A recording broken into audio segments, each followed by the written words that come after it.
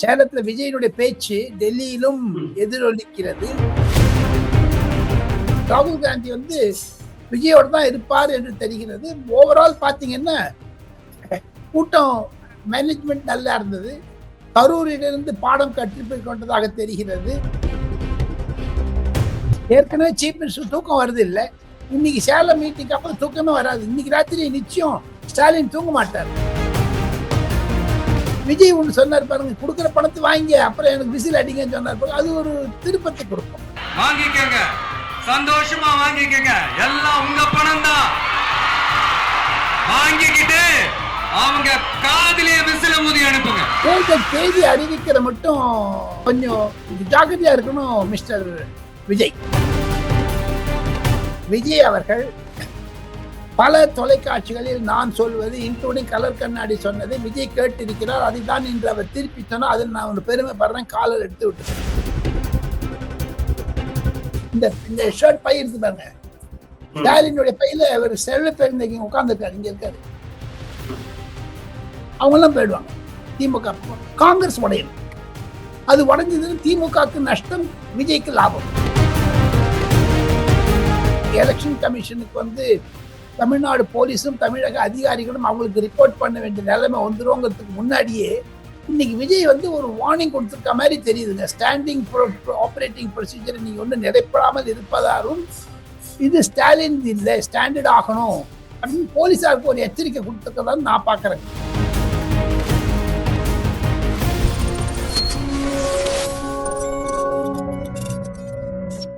Colour கண்ணாடி voice நேயர்களுக்கு வணக்கம். இன்று நம்மோடு இருப்பவர் அரசியல் விமர்சகர் ராஜகோபால் அவர்கள். வணக்கம் ஐயா. நமஸ்காரம். நமஸ்காரம். நமஸ்காரம். நலமா? சேலத்து பேசின அப்புறம் என்ன பதில் சொல்றதுன்னு தெரியல. சேலத்துல விஜயனுடைய பேச்சு டெல்லியிலும் எதிரொலிக்கிறது.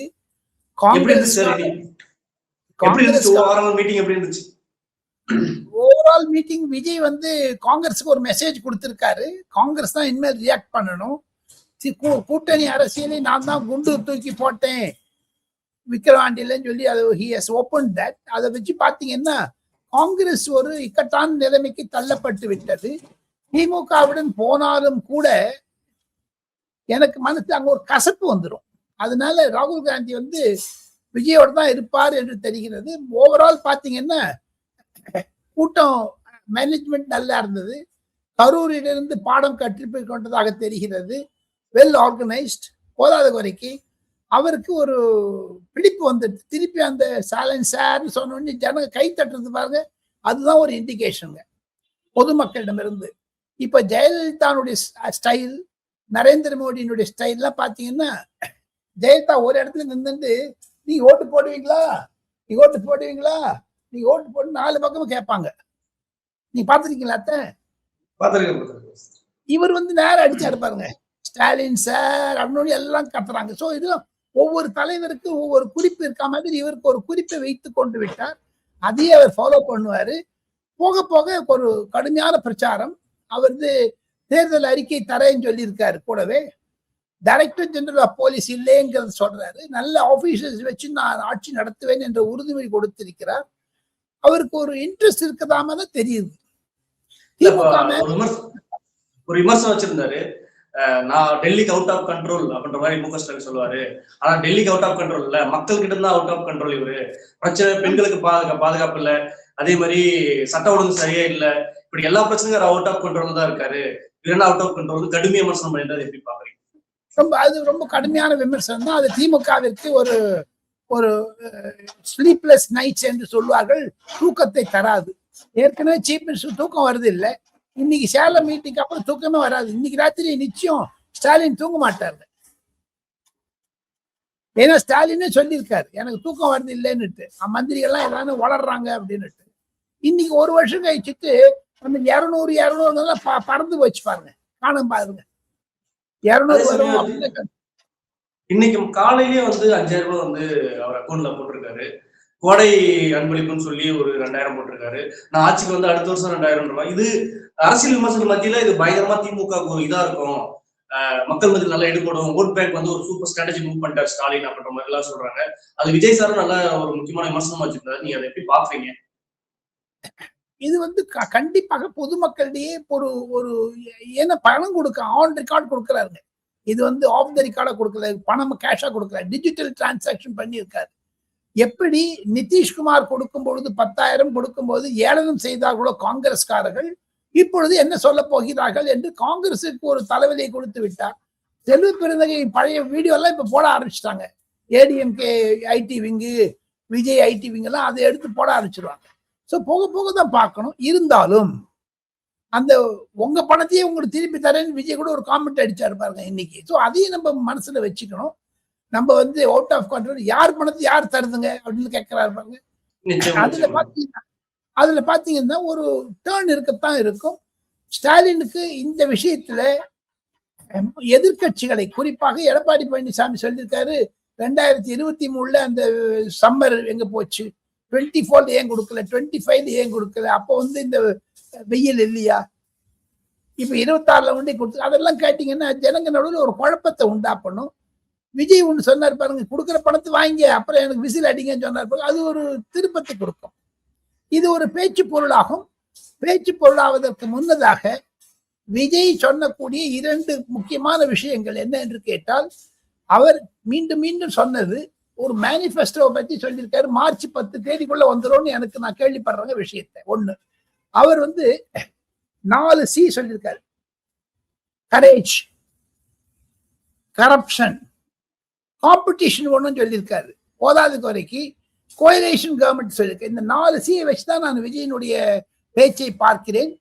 நீங்க என்னதான் சொன்னாலும் ஸ்டாலின் ஆபரேட்டிங் ப்ரொசீஜர்னு சொல்லி ஜனங்க நடுவில் ஒரு குழப்பத்தை உண்டாக்கி பண்ணினதுனாலையும், தமிழக போலீசார்கள் இனி கண்டிப்பாக மு.க. ஸ்டாலின் முதலமைச்சராக இருந்தாலும் தேர்தல் காலம் அறிவித்த பிறகு எப்படி தேர்தல் கமிஷனுக்கு, எலெக்ஷன் கமிஷனுக்கு வந்து தமிழ்நாடு போலீஸும் தமிழக அதிகாரிகளும் அவங்களுக்கு ரிப்போர்ட் பண்ண வேண்டிய நிலைமை வந்துருங்கிறதுக்கு முன்னாடியே இன்னைக்கு விஜய் வந்து ஒரு வார்னிங் கொடுத்திருக்க மாதிரி தெரியுதுங்க. ஸ்டாண்டிங் ஆபரேட்டிங் ப்ரொசீஜர் நீங்க ஒன்றும் நிலைப்படாமல் இருப்பதாலும் இது ஸ்டாலின் இல்லை, ஸ்டாண்டர்ட் ஆகணும் அப்படின்னு போலீஸாருக்கு ஒரு எச்சரிக்கை கொடுத்துருக்கதான் நான் பாக்குறேங்க. ஒண்ணு. ரெண்டாவது, தீய சக்தி தூய சக்திங்கிறது திருப்பி மென்ஷன் பண்ணியிருக்காரு.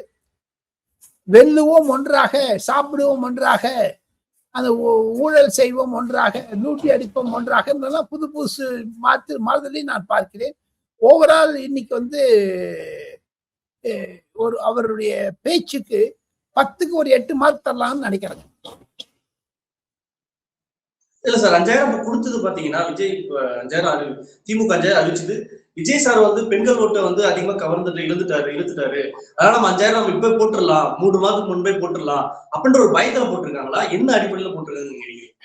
கண்டிப்பாக ஒரு ஒரு திமுக மனசில் ஒரு உரசல் இருப்பதை காண்பிக்கிறது. நீ சொன்னாலும் சொல்லாட்டாலும் ஒரு தியாரின் பேனிக்ங்கிறது தெரியுதுங்க. அவங்க திமுகவுடைய பேச்சாளர்களும் விஜய் பேசிய பிறகு தொலைக்காட்சிகளுக்கு அவர் கருத்து சொன்னதும் எல்லாம் இருக்குது. போக போக பார்த்தாதான் தெரியுங்க. ஏன்னா இது வந்து பிக்கப் ஆகும். இந்த இந்த இந்த ஒரு மொமெண்டம் பிக்கப் ஆச்சுன்னா விஜய்க்கு வந்து ஒரு சென்ட்ரல் ஃபிகர் ஆகிறதுக்கு சான்சஸ் இருக்கு. இனி அவர் காங்கிரஸுக்கு நிறைய ஓப்பனிங் கொடுத்திருக்காரு, மறைமுகமா சொல்லியிருக்காரு. அதே சமயத்துல பிஜேபியும் அவர் திட்டாத இருந்திருக்காரு. அதை பாருங்க, நீங்க சென்ட்ரல் தேர்தல் நடக்க தமிழ்நாட்டுக்கும் சொல்லியிருக்காரு. இதே ஒரு விமர்சனத்துக்கு வரும். அவர் இப்போ மெதுவா ஒரு கயிறு மேல நடக்கச்சு எப்படி பேலன்ஸ் பண்ணி நடக்கிறாரோ இப்போ கொஞ்சம் அரசியல்வாதியாக கற்றுக்கொண்டு விட்டார் என்று தான் நான் கருதுகிறேன்.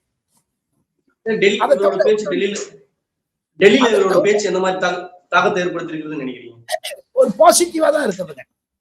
காங்கிரஸ்காரங்களுக்கு எல்லாம் குஷியா இருக்காங்க சார். டெல்லியில பாஜகவினரும் குஷியா இருக்காங்க. ஒரு பேச ஆரம்பிச்சிருக்காரு அப்படின்னு. பாஜகவுக்கு எதிராக அதிர்ஷ்டம்னு கேட்டீங்கன்னா, ஆச்சரியம் கேட்டீங்கன்னா, திமுகவை வந்து ஒரு கை பார்த்துருவாரு. காங்கிரஸுக்கு என்னன்னு கேட்டீங்க, எங்க கிட்ட வந்தீங்கன்னா திமுகவினுடைய நிலைமை ஒரு பிரிகேரியஸா இருக்கும், கஷ்டமா இருக்கும்னு நினைக்கிறாங்க. அதை தவிர தங்களுடைய கலர் கண்ணாடி நேயர்களுக்கு டால்ஸ்டாய் மூலமாக சொல்லுவது ஒரு விசேஷ செய்தி. ஆங்கில தொலைக்காட்சி ஆசிரியர்கள் எனக்கு நன்றாக பழக்கமானவர்கள், சிலர் என்னிடையே பயின்றவர்கள். நான் வந்து ஸ்கூல் ஆஃப் ஜேர்னலிசத்துக்கு கிளாஸ் எடுக்கும்போது they used to come and sit with me. பெரிய எல்லாம் இன்னைக்கு பெரிய பொசிஷன்ல இருக்காங்க. NDTV இருந்து 3 பேர் போய் பார்த்தாங்க, இந்தியா டுடேல இருந்து 2 பேர் போய் பார்த்தாங்க. எல்லாரும் டெல்லிக்கு வந்தாச்சு. அவங்களோட நான் பேசினேன், 5 பேரோடையும் பேசினேன், அவங்களுடைய அண்டர்ஸ்டாண்டிங் பண்ணேன். சில பேர் பேசிட்டு தொலைபேசியில் SMS கூட எங்கிட்ட அத்தாட்சி மாதிரி இருக்குதுங்க, பேசின்னு இருக்கு. 5 பேரும் ஒரு யூனிஃபார்மா 5 தனித்தனியா சொல்லும் பொழுது விஜய்க்கு ஒரு 30% ஓட்டு இருக்கு நான் நம்புறேன்னு சொல்லியிருக்கேன். அதை இன்னைக்கு சொல்லவும் சொல்லியிருக்காரு ஸ்டாலத்துல. 2வது, தமிழக அரசாங்கம் NDTVக்கு பணம் கொடுத்து பரந்தூர் விமான நிலையத்தை நாம் எடுத்துக்க வேண்டும், அதானியிடம் இருந்து ஒரு கஜோல் பண்ணுவதற்காக, குஷிப்படுத்துவதற்காக NDTV அதானி வாங்கி வச்சிருக்காரு. அவரை கூப்பிட்டு பண்ணி தமிழக அரசாங்கம் அதற்கு ஸ்பான்சர் பண்ணிருக்காங்க. இன்னைக்கு அங்க போயிட்டு வந்தவங்க எனக்கு ஒரு ஃபீட்பேக் கொடுக்குறாங்க. அந்த ஆசிரியர்கள், தொலைக்காட்சி ஆசிரியர்கள், நான் பெயர் குறிப்பிடவில்லை, எங்க நாங்க பணம் தரோம், DMK அரசாங்கம் பணம் தரோம், நீங்க எங்க அங்க போய் பார்த்துட்டு வந்தீங்கன்னு கேட்டாங்க. ஏன் ஒரு பத்திரிக்காரன் 4 இடத்துல போறதான் போடுவான். நான் பத்திரிக்காரன் வந்து எனக்கு எங்கிட்ட வைக்கவே சொல்லியிருக்காரு ராஜகோபாலன், எங்க புக முடியாது, ராஜகோபாலன் போந்துருவாரு, அது மாதிரி போயிருக்காங்க. அவங்க சொல்லியிருக்காங்க விஜயனுடைய அசஸ்மெண்ட் திமுக ஆட்சி வராதுன்னு சொல்லியிருக்காரு. எப்படி இருந்தாலும் எனக்கு 30% ஒருத்தர் நான் வில் பி a கிங் மேக்கர்ங்கிற மாதிரி சொல்லியிருக்காரு. அதே தான் இந்தியா டிவிக்காரங்கிட்டையும் சொல்லியிருக்காரு. இப்ப எடப்பாடி பழனிசாமி வந்தாரு, ஸ்டாலின் வந்தாரு, ஓப்பனா இவர் ஓப்பனா வராதற்கே இப்படி நல்ல ஒரு மரியாதை சம்பாதித்துக் கொண்டு விட்டார்கள். தேர்தலின் பொழுது வட இந்தியாவில் இருக்கக்கூடிய இந்தி பத்திரிகைக்காரர்கள், பத்திரிகை நிருபர்கள், தொலைக்காட்சி ஆசிரியர்கள் அனைவரும் விஜயை சந்திப்பதற்கு இப்பொழுதே டைம் கேட்க ஆரம்பிச்சுட்டாங்க. அதுதான் ஒரு புது திருப்பு முனையாக நான் கருதுகிறேன். என்ன இருந்தாலும் அடுத்து வரக்கூடிய ஒரு 10-15 நாளுக்குள்ள விஜயனுடைய இம்பார்ட்டன்ஸ் அதிகமாகும் தான் நினைக்கிறேன். இப்படி ஒரு பக்கம் இருக்குல்ல, இவர் வந்து இந்தியா டுடே பேட்டியில வந்து ஆட்சியில அதிகாரம் கிடையாது, அது தமிழ்நாட்டுக்கு ஒத்து வராது அப்படின்ற மாதிரி சொல்றாங்க. அதே சமயம் காங்கிரஸ் வந்து ஒரு எக்ஸ்பெக்டேஷனோட இருக்கு, அதிகாரம் கொடுக்கணும், இல்லைன்னா காங்கிரஸ் இது விஜய் கூட போயிடுன்ற மாதிரியான பேச்சுவார்த்தை தான் போயிருக்கு. இப்படி வெளிப்படையா சொன்னால காங்கிரஸும் விஜய்க்கு என்ன பெனிஃபிட், என்ன நெகட்டிவ் நினைக்கிறீங்க? விஜய்க்கு வந்து 2029 காங்கிரஸ் இப்பவே இன்னைக்கு மாணிக் தாக்கூர் ட்வீட் பண்ணிருக்காரு பாருங்க, 29 ராகுல் காந்தி தான் பிரைம் மினிஸ்டர்னு. அது எந்த வருஷம் போனது, 2029 இல்ல 3029 தெரியல.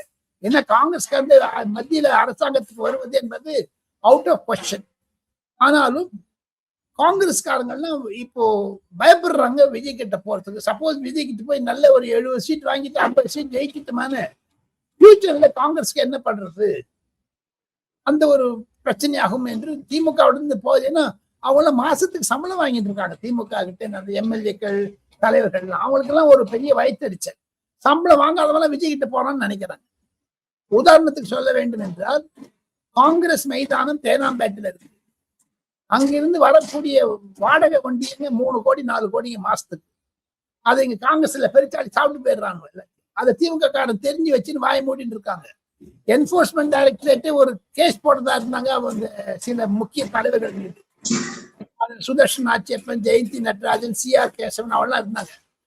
அந்த மாதிரி பெருச்சாடி மாதிரி சாப்பிடுறாங்க பாருங்க, அவெல்லாம் திமுக இருப்பாங்க, மீதி பேர்லாம் வெளில வந்துடும். அதுதான் காங்கிரஸ் உடையுமோ என்ற பயம் அவர்களுக்கு இருக்கிறது. இது தாவேக்கு இது மாதிரி ரிசீவ் பண்றான்னு நினைக்கிறேன் சார். இந்த ஆட்சியில் அதிகாரம் பங்கு இல்லைன்றாரு. ஒரு பக்கம் விஜய் சார் வந்து ஆட்சியில் அதிகாரம் பங்கு கொடுப்பேன்ற மாதிரி எல்லாம் சொல்றாரு. இப்போ ஆட்சியில் அதிகாரத்துக்கு பங்கு தரேன்னு சொல்லிட்டு இப்ப கமிட் பண்ணிருக்காரு. இன்னைக்கு கூட கமிட் பண்ணிருக்காரு விஜய். அதை எப்படி மெயின்டைன் பண்ணுவாரு, காங்கிரஸ் எப்படி அதை ரிசீவ் பண்ணுவதுன்னா காலத்துலதான் போதான் தெரியும். ஏன்னா உட்காந்து பேசினாதான் நடக்கும் தம்பி. சும்மா வெறுமை பொதுக்கூட்டத்தை பேசிட்டு அப்புறம் என்னென்ன டிபார்ட்மெண்ட் எப்படி எப்படி வரும், அதுக்கு முன்னாடி என்னென்ன பண்ணணும், அதுக்கெல்லாம் நிறைய மீட்டிங் பண்ணியாகணும். ஓவரால் ஒரு தொலைக்காட்சியிலோ அல்லது யூடியூப்லயோ அல்லது பொதுக்கூட்டத்திலயோ நடக்கக்கூடிய சம்பவம் அல்ல. எது இருப்பினும் அந்த பத்திரிகையாளர்கள், ஆசிரியர்கள் யார் வந்தாங்களோ அவங்க ராகுல் காந்தியும் நேற்று சந்தித்தார்கள். விஜயுடன் பேசியதை ராகுல் காந்தியிடம் சொல்லியிருக்கிறார்கள், அமித்ஷாவிடம் சொல்லியிருக்கிறார்கள். ஒரு நிலைமை வரவேற்பத்தக்கதாகத்தான் டெல்லி பார்க்கிறது. 2 கட்சிகளும், 2 தேசிய கட்சிகளும் விஜய் பேசியதை வரவேற்கிறது. காரணம், 2 தேசிய கட்சிகளுமே மு.க. ஸ்டாலின் ஆட்சி அகற்றப்பட வேண்டும் என்ற ஒரு ரீதியில் இருக்கிறார்கள். காங்கிரசும் சரி, பாஜகவும் சரி.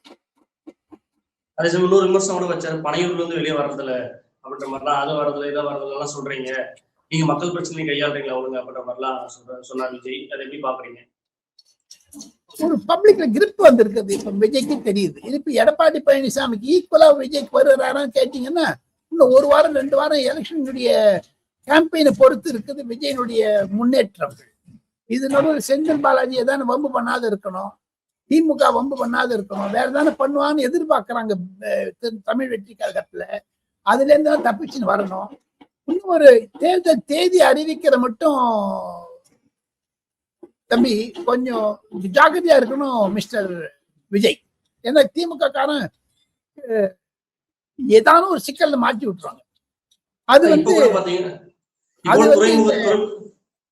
துறைமுக தொகுதியில் கூட ஒரு தாவேக்காரர் அடிச்சிருக்கிறாங்க திமுக. அது மாதிரி நிறைய நடக்கும். அது வந்து சின்ன விஷயம். நீங்க சின்ன விஷயம் பெருசு இருந்தாலும் ஆட்சி ரீதியிலிருந்து விஜய்க்கு இப்ப கரூர் மாதிரி சம்பவம், ஜனநாயகன் மாதிரி சம்பவத்துக்கு ஏதாவது ஒண்ணு பண்ணுவாங்க நிச்சயம். அதுக்கு அந்த ஒரு ஸ்பீட் பிரேக்கர் போறதுக்கு திமுக காரங்களாம் கெட்டிக்காரங்க. ஏன்னா 75 வருஷம் பண்ணியிருந்தாங்க பாருங்க. போதாத குறைக்கு தம்பி விஜயினுடைய அரசியல் பேச்சு என்பது இன்று பேசியது உதயநிதி ஸ்டாலினுக்கு நேரடியாக ஃபைன் பண்ணியிருக்காரு. அதை புரிஞ்சுக்கணும். இதை வந்து உதயநிதியை முன்மொழிந்தார்களே, ஆனால் இதெல்லாம் கொஞ்சம் மெதுவா வெளில வரும். அதெல்லாம் பேச ஆரம்பிப்பார். இன்னும் ஒரு 10 நாள்ல விஜய் பேசிடுவார். அதெல்லாம் பேச நிறைய எதிர்பார்க்கலாம் விஜய் கிட்ட இருந்து. உறுதிமொழி கூட எடுத்தாரு, நாங்க காசு வாங்க மாட்டோம், காசு பணம் வாங்க மாட்டோம். அது ஒரு புது ஸ்டைல். பிளஸ் அவர் முன்னாடி இருக்கிறது கான்பிடென்ட்டா ரங்கன்னு சொல்லியிருக்காரு பாருங்க. அது ஒரு திருப்பமாகத்தான் நான் பார்க்கிறேன். அது கண்டிப்பாக இப்போ திமுக மீது விமர்சனங்கள் எடப்பாடி பழனிசாமி, பாஜக, அண்ணாமலை வைக்கிறது, அன்புமணி ராமதாஸ் வைக்கிறது, சீமான் வைக்கிறதுக்கு தவிர இவர் ஒண்ணு வச்ச உடனே இவருக்கு ஒரு அட்ராக்ஷன் இருக்கிற மாதிரி தான் டெல்லி பாக்குதுங்க. இந்த எலெக்ஷன்ல வந்து பணம் வந்து வண்டியா போட்டு இறக்குவாங்க திமுக. என்ன வேணாலும் பண்ணலாம், நம்ம எச்சரிக்கையா இருக்கணும் அப்படின்ற மாதிரி அவரு அந்த திமுக என்ன பண்றது தயாரா இருக்காரா? திமுக என்னன்னா நம்மளை பண்ணுவாங்க, நம்ம எதிர்கொண்டு தயாரா இருக்கணும் அப்படின்ற மாதிரி அவர் பேச்சுல வெளிப்பட்டுச்சு. அதை எப்படி பாக்குறீங்க? கரூர் பாடம் கட்டு கொடுச்சிருக்கு. Karur has given him a lesson. உஷாரா இருப்பார். அவர் உஷாரா இருக்காரு, பக்கம் பக்கத்துல உஷாரா இருப்பாங்க. கண்டிப்பா அவருடைய அணுகுமுறை வந்து இப்போ சினிமா அணுகுமுறையிலிருந்து அரசியலுக்கு வந்துட்டாரு. இப்போ he started to speak about politics, daily politics பத்தி. போராட்டங்கள் 5 போராட்டம் சொன்னார் பாருங்க. அந்த 5 போராட்டங்களும் மிக முக்கியமானது. அந்த போராட்டம் செய்பவர்களிடையே நாளையோ நாளை மறுநாளோ விஜயினுடைய ஆதரவாளர்கள் போய் அதுல உட்கார ஆரம்பிச்சாங்கன்னா திமுகவுக்கு அது வந்து கொஞ்சம் கீழே தெரியும், மேலே தெரியும். அந்த எனக்கெல்லாம் பார்த்திருக்கேன். இந்த ஊர்ல ஒண்ணு சொல்லுவாங்க பாருங்க, மரம் தாவிட்டே இருக்கும் குரங்கு. அது நடுவுல இஞ்சியை கொடுத்துட்டீங்கன்னா போதும் இன்னும் தாவும். அந்த மாதிரி திமுக ஓட விடுவாரு விஜய் என்று தான் நான் நினைக்கிறேன். விஜயும் எடப்பாடி பழனிசாமி ஒன்னா சேர்ந்தான்னு வச்சுங்க, போதாத வரைக்கும் அமித்ஷா வந்துட்டாருன்னா திமுக 20 சீட் கூட வராதுங்க தம்பி. திமுக வந்து விஜயோட பேச்சை வந்து எந்த மாதிரி அதிர்வலை ஏற்படுத்திருக்கோம், எப்படி பாதிப்பு ஏற்படுத்திருக்கோம் இந்த பேச்சு? இன்னைக்கு காத்தால எவ்வளவு சந்தோஷமா இருந்தாங்களோ அந்த சந்தோஷத்துக்கெல்லாம் தூக்கம் வராது. அது முன்னாடியே சொல்லிட்டேன் நான் தான் உங்களுக்கு. இன்னைக்கு கொஞ்சம் ஒரு அதிர்ச்சி வந்து உண்டு பண்ணியிருக்கும் கண்டிப்பாக பொதுமக்கள் மூலமாக. பாருணும், எல்லா டெலிவிஷன் லைவ்ல போச்சு. நான் இன்னொன்னு ஒரு சின்ன ஒரு உதாரணம் சொல்றேன். குறைந்தது 15 முதல் 20 யூடியூப் தொலைக்காட்சிகள் என்னுடைய கருத்தை எடுத்துக்கொண்டார்கள் இன்னைக்கு என்ன பொறுத்து மட்டும், இன்க்ளூடிங் கலர் கண்ணாடி. மொத்தம் 3,40,000 யூடியூப் வர டெலிகாஸ்ட் பண்ணிருக்காங்க. அது யூடியூப்ல போய் பாத்தீங்கன்னாலே தெரியும். அது எது தெரிவிக்கிறது? பொதுமக்களிடையே இருக்கக்கூடிய வரவேற்பு ஒன்று. இரண்டாவது, அனைத்து ஆங்கில தொலைக்காட்சி, ஹிந்தி தொலைக்காட்சிகள் கூட அந்த கருத்தை எடுத்துக்கொண்டார்கள். லைவா காமிக்கலைன்னா கூட அந்த கரஸ்பாண்டன்ஸ் விட்டு பேச வைத்தாங்க. ஆங்கில தொலைக்காட்சி, ஹிந்தி தொலைக்காட்சி நானும் பங்கேற்றேன். ஒன்று. கடைசியை பாத்தீங்கன்னா இந்த மீம்ஸ் வருது பாருங்க, அதை அவர் புரிஞ்சுக்கிட்டாரு. அது எல்லா டீம் டிஎம்கே பண்றாங்க, ஏடிஎம்கே பண்றாங்க, பிஜேபி பண்றாங்க, எல்லா கட்சியும் பண்றாங்க. இவர் ஒரு புதுசா சொல்லிட்டாரு, வீட்டுல பேசிட்டு இருக்கும்போது பின்னாடியில நான் விஜய் விஜய்ன்னு சொல்றது அந்த மாதிரி வீடியோக்கள் நிறைய வர ஆரம்பிச்சிடும். குழந்தைகளோட ரீல்ஸ் எல்லாம் பார்த்தேன். ஷார்ட்ஸ் இதெல்லாம் இது நரேந்திர மோடியினுடைய ஸ்டைலை விஜய் கடைபிடிக்கிறார் என்பதுதான் என்னுடைய. ஏன்னா நரேந்திர மோடி வந்து ராத்திரி 10:30 மணிக்கு தம்பி உட்காந்துன்னு ஒரு மணி நேரம் பார்ப்பாரு எல்லாத்தையும். நானே பார்த்திருக்கேன் ஆஸ் அ பிரைம் மினிஸ்டர். சில டைத்துல நான் பார்க்கும்பொழுது அவருடைய பொண்ணுல அவருக்கு டீம்ல கொடுத்துருவாங்க. அவன் பொண்ணு வந்து காமிப்பாங்க. 5 பேர் வச்சிருக்காரு, எல்லாம் வரிசையா காமிப்பாங்க, பார்த்துனே வந்துடுறாரு. அது மாதிரி விஜய் பாக்குறாரு. இவர் ஒரு கூட்டத்துல வெறும் 5000 பேர் தான் கலந்துக்கிறாங்க. ஆனா திமுக சைடுல பாத்தீங்கன்னா 1,00,000 பேர் கூடுறது, பல 1000 பேர் கூடுறதெல்லாம் இருக்கு. ஆனா இவருக்கு வெறும் 5000 பேர் தான் இருக்கும் போது மக்கள் மத்தியில் எப்படி ரீச் ஆகும்னு நினைக்கிறீங்க? அந்த எஸ்ஓபி பத்தி சொல்லியிருக்காரு. புதியதாக எந்த வந்தாலும் சரி, குறிப்பாக தமிழகத்தில் ஐயா கருணாநிதி உடல்நிலை சரியில்லாம போய் எப்பொழுது மு.க. ஸ்டாலின் துணை முதலமைச்சர் ஆனாரோ 10-15 வருடங்களுக்கு முன்னதாக, 20 வருடங்களுக்கு முன்னதாக, எப்பொழுது இந்த டிஜிட்டல் டிரான்ஸ்பர்மேஷன் தமிழ்நாட்டில் வர ஆரம்பிச்சதோ அப்பொழுதிலிருந்து விஜய், ரஜினிகாந்த், விஜயகாந்த், கமல்ஹாசன் போன்றவருடைய 3வது அணி வரும் போல ஒரு சிச்சுவேஷன் டெவலப் ஆச்சு. 2021 டப்புனு கீழே ஊந்துட்டாரு, சாம்பிராணி புகை போட்டு ஊதுவத்தி காமிச்சு ரஜினிகாந்த் போயிட்டார். அதுக்கப்புறம் கமல்ஹாசன் வந்தார், புஷ்ன்னு போயிடுச்சு. ஆனா விஜய் நிக்கிறாரு. அதனாலதான் உங்களுக்கு பயப்படுறாங்க. 5000 பேர் 10,000 பேர் சொல்றீங்களே, அதெல்லாம் it will have more impact. நான் சொன்னேன் 3 லட்சம் யூடியூப்ல பாக்குறது ஓட்ட கன்வெர்ட் ஆகாது. அதுல அந்த ஓட்ட சாத்தியம் மக்கள் மத்தியில் எதுவும் எடுபடாதுன்ற மாதிரிலாம் திமுக சைடுல விமர்சனம் பண்றாங்களே. இவங்க பணம் கொடுத்ததுனால வரணும்னு நினைக்கிறாங்களா? அவங்களுக்கு விமர்சனத்துக்கு யாரு என்ன சொல்றது? 5000 கொடுத்துதான் வந்துருமாமா? 5000 கொடுக்கணும்னு பாக்குறான், 5000 வாங்காதவனு பாக்குறானே. நானும் பார்த்தேனே, எனக்கு எங்க 5000 கொடுத்தாரு? ஆம்பளை பேர் எத்தனை பேர் பாக்குறாங்க? அவங்க எல்லாம் ஓட்டு போடுவாங்களா விஜய் இது டிஎம்கேக்கு? பெண் வாக்காளர் ஒண்டி ஓட்டு போட்டுருவாங்களா? என்ன பேசுறீங்க தம்பி? அரசியல் என்பது 4 பக்கமும் இருக்கும். அரசியல் இன்னைக்கு நேற்று இல்லைன்னு 1967 இருந்து தேர்தலை பார்த்து கொண்டிருக்கிறேன். இளம் வயதிலிருந்து தினமணி போன்ற பத்திரிகைகளுக்கு நான் நிருபராக டெல்லியில் இருந்து பொழுது அந்த ஒரு சிச்சுவேஷன்ல பாத்தீங்கன்னா விஜய் வந்து ஒரு புது யுக்தியை கடைபிடிக்க ஆரம்பித்திருக்கிறார். அது ஆளுங்கட்சிக்கும் சரி எதிர்கட்சிக்கும் சரி ஒரு சிம்ம சொப்பனமாகத்தான் இருக்கும். அது விஜய் மட்டும் தான் பேசு வழி உள்ள ஒரு பர்சன். மற்ற தொகுதி வரையே இருக்கிற மாவட்ட சைடுல பேசு வழி இல்லை, அதனால மக்கள் பேச விட்டு போட மாட்டாங்க அப்படின்ற மாதிரிலாம் சொல்றாங்க. அதை எப்படி பாக்குறீங்க? அது அரசியல் எது ஒண்ணா சொல்லலாம் சார். இப்படி பார்க்க போனீங்கன்னா டிஸ்ட்ரிக்ட் செக்ரட்டரினா 10,000 கோடி அடிச்சிருக்காங்க திமுக காரங்க, அதெல்லாம் சொல்லுவாருல விஜய். அப்ப என்ன பண்றீங்க? ஒவ்வொரு டிஸ்ட்ரிக்ட் செக்ரட்டரிக்கு 10,000 கோடி இருக்குது தம்பி. குட்டி அதானின்னு சொல்றாங்களே திமுக. முரசொலி மாறனுடைய மகன் என்ன இருக்காரு இப்போ?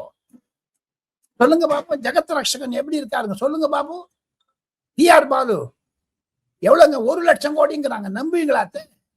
அதனால தான் பொன்முடி ஏன் விட்டீங்க? அப்ப பெரியசாமி ஏன் விடுறீங்க? ராஜகண்ணப்பன் ஏன் விடுறீங்க?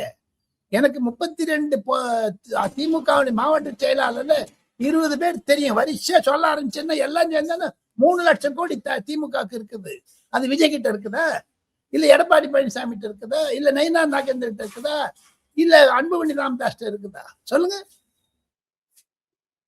ஸோ இது வந்து ஒரு புது கல்ச்சரா இருக்குதான் பார்க்க முடியுது. அப்படி பார்க்க போனா எந்த கட்சியும் நம்ம தரைக்குறைவா சொல்லக்கூடாதுங்க. திமுக ஆக்கட்டும், விஜய் சீமாந்த ஆக்கட்டும், இவர் ஒரு புது முயற்சி செய்வதனால ஒரு அட்ராக்ஷன் இவர் மேல இருக்குது. அப்படி பார்க்க போனீங்கன்னா சீமானும் தனியா நின்று பண்ணினாரு. அவருக்கு 8% ஓட்டு இருக்குது. இவர் ஒண்ணும் இல்லாத ஒரு ஃபர்ஸ்ட் டைம் வந்து 30 வருஷம் ரசிகன் மன்றம் வச்சு வந்த 30% என்பது மிக number, remarkable number, incredible number. நீங்க ஒரு ஊடகங்களா நிறைய விஷயத்தை கவனிச்சு ஒன்னே ஒண்ணு சொல்றேன். விஜய் அவர்கள் பல தொலைக்காட்சிகளில் நான் சொல்வது இன்க்ளூடிங் கலர் கண்ணாடி சொன்னதை விஜய் கேட்டிருக்கிறார். அதை தான் இன்று அவர் திருப்பி சொன்னா அதில் நான் ஒரு பெருமைப்படுறேன். காலர் எடுத்து விட்டுக்கிறேன். ஏன் தெரியுமோ? 75 வருஷ கட்சியும் 50 வருஷ கட்சியும் நான் தான் அதை உபயோகிச்சேன். அது விஜய் டீம்ல இருந்து என்கிட்ட சொல்லவும் சொன்னாங்க. சோ அதனால 50 வருஷ கட்சி எதை சொல்றாரு அவரு? அதிமுக சொல்றாரு. 75 வருஷ கட்சி எதை சொல்றாரு? திமுக சொல்றாரு. நான் புதுசா பண்றேன்னு சொல்றேன். ஆக மொத்தம் இந்த மாதிரி youngsters will definitely get attracted. அதுதான் நான் சொல்றேன். இதனால தமிழக அரசியலில் எப்படி குழப்பங்கள் தேர்தலுக்கு முன்னதாக இருக்கிறதோ அதுல ஒரு கிளியர் கட் மேண்டேட் பார்த்து இன்னைக்கு விஜய் கூட்டத்திற்கு அப்புறம் கண்டிப்பாக ஒரு புத்துணர்ச்சி தமிழக வாக்காளர்களே வந்திருக்கிறது. அது திமுகவை தோல்வியை சந்திக்கும் என்பதுதான் என்னுடைய கருத்துங்க தம்பி. இப்போ இந்த தேர்தல் ஒரு புது விதமான தேர்தல். விஜய் வந்தனால ஏதோ ஒரு கட்சி இந்த டைம் அழிய போறது உறுதியை பண்ண மாதிரி சொல்றாங்க. திமுக ஒழிஞ்சு விடும். நான் முதல்ல இருந்து சொல்றேன், விஜய் கிட்ட எங்க போறீங்க நீங்க? இது இந்த தலைமை நர்சி எப்படிங்க நர்சிக்கு தம்பி? திமுக ஒவ்வொருத்தரும் ஒவ்வொரு மாவட்ட செயலாளர் பாருங்க சார், 10,000 கோடி வச்சிருக்காங்க சார். எங்கன்னு சார் வருது அவங்களுக்கு பணம்? மணல் கொள்ளை, சாராய கொள்ளை, போதை கொள்கை. இவர் இன்னும் அதானியை பத்தி பேசுறாரு. யார் பிரதமராக வரக்கூடாது என்பதை திமுக நிர்ணயிக்கிறார். டொக்கு வச்சாங்க. அப்படி மோடி வந்துட்டாரு. இப்ப என்ன பண்றாங்க? அதுதான் சொல்றாரு, சரண்டர்னுட்டு. இன்டைரக்டா விஜய் சொல்றது கரெக்ட். மோடி கிட்ட சரணாகதி அடைஞ்சிருக்காங்க திமுக காரங்க. எங்க ஒரு இன்கம் டாக்ஸ் மேல போகலீங்களா? 2021 பிப்ரவரி மாதம் 3ஆம் தேதி சபரீசன் வீட்டில் ரெய்டு நடந்தது. இந்த 5 வருடம் ஆச்சு. என்ன ஆச்சுங்க? அது துரைமுருகன் கேஸ் என்ன ஆச்சுங்க? யாராவது கேட்கிறாங்களா? கண்டிப்பாக நான் ஒரு பாஜக மோடியினுடைய ஆதரவாளர் என்று சொல்லிக் கொள்வதில் நான் பெருமை அடைகிறேன். ஆனா அவங்க பண்ணாதற்கதையும் சொல்லி காமிக்கணுமே நம்ம. Why they are silent? அதுதானே விஜய் சொல்றாரு. அப்படி பார்க்க போனா மீதியும் சொல்றான்னு சொல்லுவாங்க. மொத்தம் 6 மீட்டிங் வச்சிருக்காங்க. இது வரைக்கும் 6 மீட்டிங்ஸ் விஜய். இந்த 6 மீட்டிங்ல ஒவ்வொரு மீட்டிங்கா நம்ம அனலைஸ் பண்ணமானு, கன்சாலிடேட்டா பண்ணமானு, கண்டிப்பாக விஜய்க்கு அரசியல் பாடம் கற்றுக்கொண்டு விட்டார். அது சேலத்தினுடைய மீட்டிங்ல கண்டுபிடிச்சேன். நான் கண்டுபிடிச்சேன். ஐ மே பி ராங். ஆனா முதல் மீட்டிங்ல சிலதெல்லாம் குறைபாடுகள் இருந்து அது 2ஆவது மீட்டிங் சரி பண்ணாரு, 3ஆவது மீட்டிங் சரி பண்ணாரு. இப்ப எவ்வளவு கிளீனா பண்ணிருக்காங்க பாருங்க. இன்னைக்கு நான் கேள்விப்பட்டேன் 75 ஆம்புலன்ஸ் பக்கத்துல நின்று இருந்தது இன்னைக்கு சேலத்துல. அது கரூருடைய எஃபெக்ட். இனிமேல் கரூர் வரக்கூடாத பாத்துக்கணும் அப்படின்னு எண்ணி இருக்கிறார். காரணம் என்னன்னா, ஒரு முதலமைச்சர் நாற்காலி மீது அவருக்கு ஒரு குறி இருக்குது. அதை பார்த்தா சொல்றாரு என்று வர்ணனை செய்ய முடியும். அதுதான் he has learned a lot-னு தெரியுதுங்க. அதான் பல ஆங்கில தொலைக்காட்சியினுடைய ஆசிரியர்கள் என்னிடம் தெரிவிப்பது. இறுதியாக ஒரே கேள்வி. அவரோட தேர்தல் அறிக்கை அடுத்த கட்ட 2 மாத பிரச்சாரம் எப்படி இருக்கும் விஜய்? திமுக எப்படி இருக்கும்? அதிமுக எல்லாத்திலும் எப்படி இருக்கும் நீங்க சொன்னீங்க. மார்ச் 5 10 தேதிக்குள்ள தேர்தல் அறிவிச்சிருவாங்க தம்பி. தேர்தல் கமிஷன் அறிவிக்க போறாங்க. அது டெல்லியில யதார்த்தமா தெரியுது. மார்ச் 10 தேதிக்குள்ள 3 அறிக்கைகளும் வந்துவிடும். அதிமுக கொடுக்க ஆரம்பிச்சுட்டாங்க. இப்போ கொஞ்சம் கொஞ்சமா கொடுக்கிறாரு. நாளைக்கு கூட கொடுக்க போறாரு எடப்பாடி பழனிசாமி. விஜய் தேர்தல் அறிக்கையும் அதிமுக தேர்தல் அறிக்கையும் ஒன்றுக்கு ஒன்னா அப்படி சைட் பை சைடு தான் இருக்கும். திமுகவுக்கு எதிராக இருக்கும். ஆனால் திமுகவுடைய தேர்தல் அறிக்கையை கடந்த 5 வருடங்களாக எடப்பாடி பழனிசாமி, பாரதிய ஜனதா கட்சி, அன்புமணி ராமதாஸ், ஈவன் சிபிஎம் சொன்னது கூட வச்சு பாத்தீங்கன்னா திமுக தேர்தல் அறிக்கையில் பொதுமக்களுக்கு நம்பிக்கை இருக்காது என்பதுதான் கருத்து. பிரச்சாரங்கள் எப்படி இருக்கு சார்? அடுத்து தீவிரமா இருக்குமா இல்ல குறையுமா? பிரச்சாரம் சூடு பிடிக்கும். திமுக காரங்க கொண்டபடி பணத்தை கொட்டுவாங்க கடந்து. அது எப்படி எதிர்பார்க்க முடியுமோ தெரியாது. That's very difficult. என்ன பொறுத்து மட்டும் என்ன ஒரு தொகுதி வெற்றி பெறுவாங்க யாரு? திமுக 30 தொகுதி. விஜய் அதிமுக ஃபர்ஸ்ட்ல வருங்க. அதிமுகக்கு மேல 5-10 சீட்டு கீழே மேல விஜய் வந்துருவாருங்க.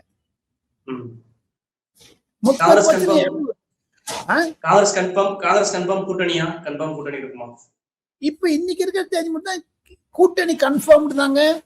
ஆனா காங்கிரஸ் உடைஞ்சிருங்க தம்பி.